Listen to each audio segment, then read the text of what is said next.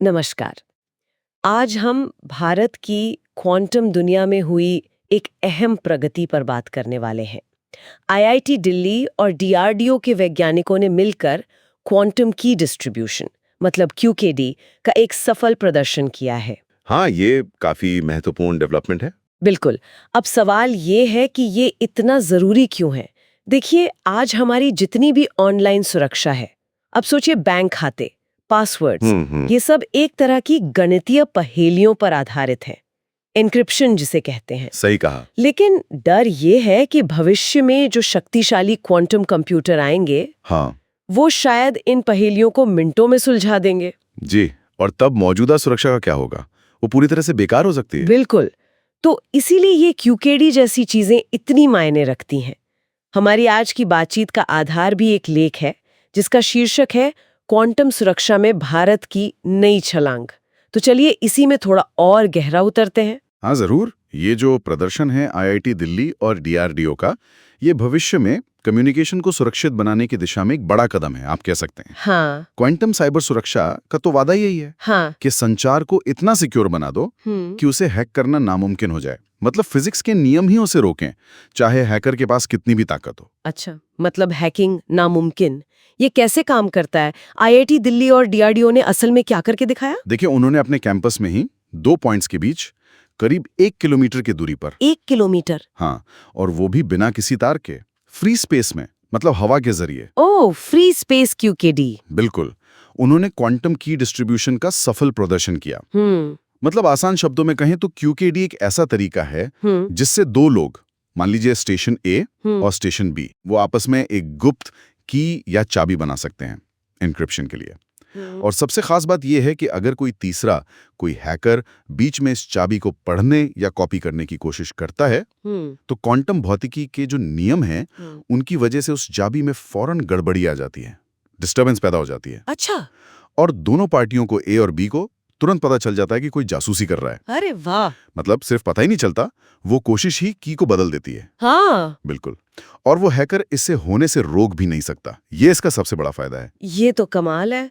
तो अगर इसे और स्केल अप किया जाए, जैसे सैटेलाइट के जरिए, तो क्या पूरे भारत में ऐसा सुपर सिक्योर कम्युनिकेशन मुमकिन हो पाएगा? सैद्धांतिक रूप से तो हाँ, बिल्कुल। यही इसका अल्टीमेट लक्ष्य है। और ये जो तकनीक है, ये भारत का जो राष्ट्रीय क्वांटम मिशन है, हाँ, वो जो 2023 में मंजूर हुआ था। जी बिल्कुल, जिसका बजट करीब 6,000 करोड़ रुपए का है 2031 तक के लिए। क्वांटम कम्युनिकेशन उस मिशन के 4 मुख्य फोकस एरिया में से एक है। यहाँ तक तो सब बहुत ही अच्छा लग रहा है, एक बड़ी वैज्ञानिक सफलता। लेकिन लेख में कुछ दिक्कतों का भी जिक्र है ना? ऐसा लगता है कि राह उतनी सीधी नहीं है। आप बिल्कुल सही कह रही हैं। यहीं पर असल चुनौतियां सामने आती हैं। सबसे पहली और बड़ी चुनौती है पैसा, फंडिंग। अच्छा। मिशन के लिए जो कुल रकम तय हुई है, उसका बहुत छोटा सा हिस्सा ही अभी तक रिलीज हुआ है। और क्वांटम जैसे फील्ड में जहाँ लंबी रिसर्च चलती है, बहुत पैसा लगता है। हाँ बिल्कुल। वहाँ जस्ट इन टाइम फंडिंग, मतलब जब जरूरत पड़े बिल्कुल ऐन मौके पर पैसा मिलना, ये रिसर्च की रफ्तार को धीमा कर देता है। ये तो दिक्कत वाली बात है। वैज्ञानिक बताते हैं कि कई बार तो प्रोजेक्ट्स में देरी सिर्फ इसलिए हो जाती है क्योंकि पैसा वक्त पर नहीं आता। हाँ। फिर प्रशासनिक अड़चने भी हैं, जैसे अलग अलग मंजूरियों के लिए एक सिंगल विंडो सिस्टम नहीं है। ओह। और बहुत ज्यादा कागजी कार्रवाई है, डॉक्यूमेंटेशन, इन सब से भी देरी होती है।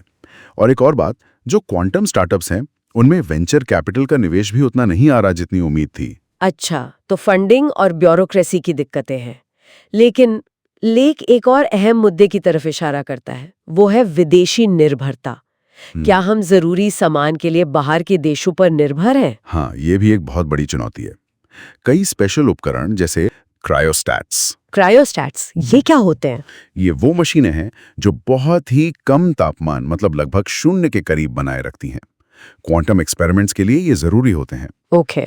तो ये क्रायोस्टैट्स हों या खास तरह के सेंसर्स हों, ये हमें ज्यादातर बाहर से मंगाने पड़ते हैं। इतना ही नहीं, जो सॉफ्टवेयर चाहिए क्वांटम सिस्टम चलाने के लिए, जिसे सॉफ्टवेयर स्टैक कहते हैं, वो भी ज्यादातर बड़ी मल्टीनेशनल कंपनियां ही बना रही हैं। तो हमारी निर्भरता काफी है। ये तो चिंता की बात है। स्ट्रेटेजिक रूप से भी ये ठीक नहीं। बिल्कुल। और एक और पहलू है टैलेंट को रोकना। जो हमारे प्रतिभाशाली वैज्ञानिक हैं, उन्हें भारत में अच्छी तनख्वाह और सुविधाएं देना भी एक चुनौती है। सरकारी वेतन अक्सर ग्लोबल स्टैंडर्ड से कम होते हैं और जब संसाधन वक्त पर नहीं मिलते तो रिसर्चर्स को कई बार छोटे-छोटे कॉन्ट्रैक्ट लेने पड़ते हैं या उपकरण किराए पर लेने पड़ते हैं। इससे भी काम प्रभावित होता है। तो एक तरफ तो ये आईआईटी दिल्ली और डीआरडीओ की सफलता है और दूसरी तरफ ये सारी चुनौतियां, फंडिंग, नौकरशाही, विदेशी निर्भरता, टैलेंट रिटेंशन, इन सब को मिलाकर देखें तो इसका क्या मतलब निकलता है भारत की क्वांटम महत्वाकांक्षाओं के लिए? क्या ये प्रदर्शन काफी है? देखिए, ये प्रदर्शन बहुत जरूरी है। ये दिखाता है कि हमारे पास वैज्ञानिक क्षमता है, आइडियाज हैं, टैलेंट है, लेकिन क्वांटम की ये जो दौड़ है ये ग्लोबल है। इसमें बड़े-बड़े देश शामिल हैं। भारत का जो कुल निवेश है करीब 6000 करोड़, वो अमेरिका या चीन के निवेश के मुकाबले बहुत कम है। अमेरिका हमसे करीब 5 गुना ज्यादा और चीन शायद 20 गुना ज्यादा खर्च कर रहा है। ओ, इतना बड़ा अंतर! हाँ, तो अगर हमें आईआईटी दिल्ली जैसी कामयाबियों को लैब से निकालकर असल दुनिया में लाना है, बड़े स्केल पर लागू करना है, तो सिर्फ वैज्ञानिक होना काफी नहीं होगा।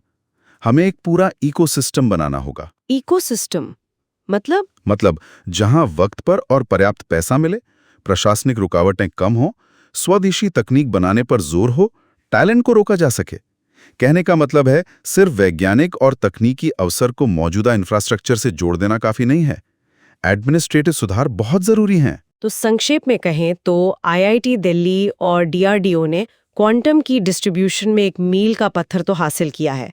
इससे भविष्य के सुरक्षित संचार की उम्मीदें बढ़ी हैं। हाँ, बिल्कुल, ये एक बहुत सकारात्मक खबर है, लेकिन ये पूरी तस्वीर नहीं है। दूसरी तरफ हमारा राष्ट्रीय क्वांटम मिशन कई गंभीर चुनौतियों से जूझ रहा है। पैसे की कमी है, प्रशासनिक ढिलाई है, विदेशी तकनीक पर निर्भरता है और संसाधनों का भी मुद्दा है। और दुनिया के मुकाबले हमारा निवेश भी काफी पीछे है। तो यहाँ हमारे सुनने वालों के लिए एक सवाल छोड़ जाते हैं। क्या सिर्फ वैज्ञानिक सफलताओं का जश्न मनाना ही काफी है? या फिर अगर भारत को सच में एक क्वांटम पावर बनना है, तो क्या उसे अपनी व्यवस्थाओं, अपनी प्रक्रियाओं में गहरे बुनियादी बदलाव लाने की सख्त जरूरत है? ये सोचने वाली बात है।